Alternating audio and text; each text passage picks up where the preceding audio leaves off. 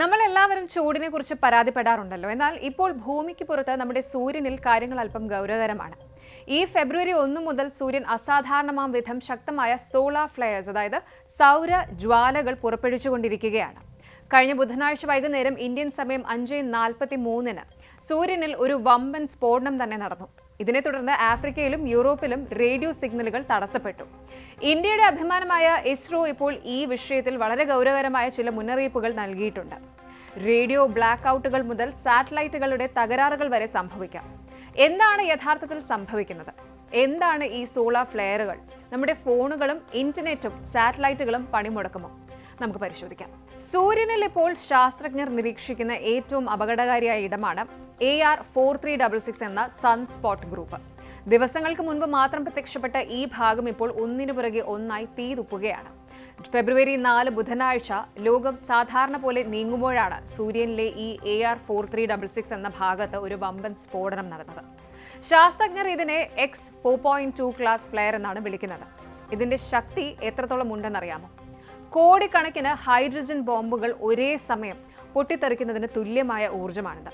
വെളിച്ചത്തിന്റെ വേഗതയിൽ സഞ്ചരിക്കുന്ന ഈ വികിരണങ്ങൾ വെറും 8 മിനിറ്റ് കൊണ്ട് ഭൂമിയിലെത്തി. ഇതിന്റെ ഫലമായി ആഫ്രിക്കയിലും യൂറോപ്പിലും പലയിടത്തും റേഡിയോ ബന്ധങ്ങൾ പാടെ നിലച്ചു. കപ്പലുകൾക്കും വിമാനങ്ങൾക്കും സിഗ്നലുകൾ കിട്ടാത്ത അവസ്ഥയുണ്ടായി. സോളാർ ഫ്ലെയറുകൾ എന്നാൽ ലളിതമായി പറഞ്ഞാൽ സൂര്യനിൽ നിന്നുണ്ടാകുന്ന തീവ്രമായ ഊർജ്ജ സ്ഫോടനങ്ങളാണ്. ഇതിനെ ശാസ്ത്രജ്ഞർ തരംതിരിച്ചിട്ടുണ്ട്. A, B, C എന്നിങ്ങനെ M വരെ, പിന്നെ ഏറ്റവും കരുത്തുറ്റ X ക്ലാസ് വരെയാണത്.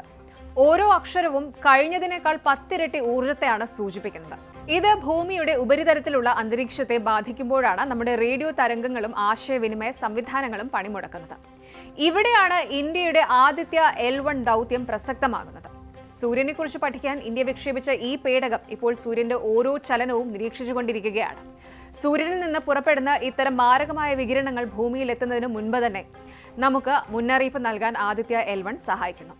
ISROയുടെ ഗ്രൗണ്ട് സ്റ്റേഷനുകൾ ഈ ഡാറ്റ നിരന്തരം വിശകലനം ചെയ്യുന്നുമുണ്ട്.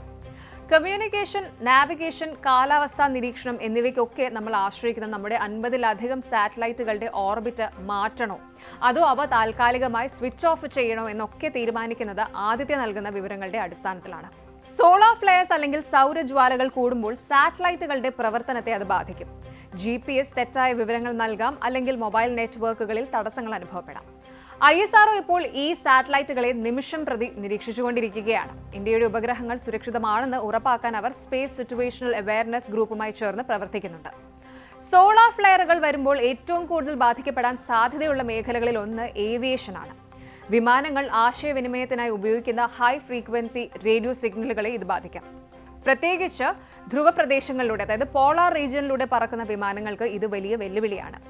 ഇനി പലരും ചോദിക്കുന്ന ചോദ്യമാണ്, നമ്മുടെയൊക്കെ വീട്ടിലെ കറണ്ട് പോകുമോ എന്നുള്ളത്. ശരിക്കും ഈ സോളാർ ഫ്ലെയർസ് നേരിട്ട് പവർ ഗ്രിഡുകളെ ബാധിക്കാറില്ലെങ്കിലും ഇവയോടൊപ്പം ഉണ്ടാകുന്ന കൊറോണൽ മാസ് ഇജക്ഷൻ CME ഭൂമിയുടെ കാന്തിക വലയവുമായി കൂട്ടിയിടിക്കുമ്പോൾ ഭൂമിക്കടിയിലെ പവർ ലൈനുകളിൽ അമിതമായ വൈദ്യുതി പ്രവാഹം ഉണ്ടായേക്കാം. ഇത് ട്രാൻസ്ഫോമറുകൾ കത്താൻ കാരണമാകും. 1989 കാനഡയിലെ ക്യുബെക്കിൽ ഇത്തരമൊരു സംഭവം കാരണം 9 മണിക്കൂറോളം വൈദ്യുതി നിലച്ചിട്ടുണ്ട്. അതുകൊണ്ട് തന്നെ വൻകിട പവർ ഗ്രിഡുകൾ ഇപ്പോൾ അതീവ ജാഗ്രതയിലാണ്. ഇനി നമ്മൾ എത്രത്തോളം പേടിക്കണമെന്നുള്ള ചോദ്യമാണ്. ശരിക്കും പറഞ്ഞാൽ പേടിച്ച് വീട്ടിലിരിക്കേണ്ട ഒരു സാഹചര്യമല്ല. കാരണം ഭൂമിയുടെ മാഗ്നറ്റിക് ഫീൽഡ്, അതായത് കാന്തിക വലയം, ഇത്തരം വികിരണങ്ങളിൽ നിന്ന് നമ്മളെ ഭൂരിഭാഗവും സംരക്ഷിക്കുന്നുണ്ട്. പക്ഷേ വിമാനയാത്രകൾ നടത്തുന്നവർക്കും കടലിൽ പോകുന്നവർക്കും റേഡിയോ ആശയവിനിമയം അത്യാവശ്യമായവർക്കും ഇത് വെല്ലുവിളിയാണ്. അടുത്ത ചോദ്യം, എന്തുകൊണ്ടാണ് ഇപ്പോൾ സൂര്യൻ ഇങ്ങനെ പെരുമാറുന്നത് എന്നതാണ്. സൂര്യന് 11 വർഷം കൂടുന്ന ഒരു സൈക്കിളുണ്ട്. ഇപ്പോൾ നമ്മൾ നിൽക്കുന്നത് ആ സൈക്കിളിന്റെ ഉച്ചസ്ഥായിയിലാണ്, അതായത് സോളാർ മാക്സിമം. 2026 വർഷം മുഴുവൻ ഇത്തരം സൂര്യപ്രതിഭാസങ്ങൾ നാം കണ്ടേക്കാം. ഇതിനെ ശാസ്ത്രീയമായി നേരിടാൻ ലോകം ഇന്ന് സജ്ജമാണ്. എങ്കിലും പ്രകൃതിയുടെ ഈ മഹാശക്തിക്ക് മുന്നിൽ ചെറിയ ചില തടസ്സങ്ങൾ സ്വാഭാവികമാണ്. സൂര്യൻ നൽകുന്ന ഈ ലക്ഷണങ്ങൾ വെറും തുടക്കം മാത്രമാകാം. ശാസ്ത്രലോകം ഇനിയും വലിയ സ്ഫോടനങ്ങൾ പ്രതീക്ഷിക്കുന്നുണ്ട്.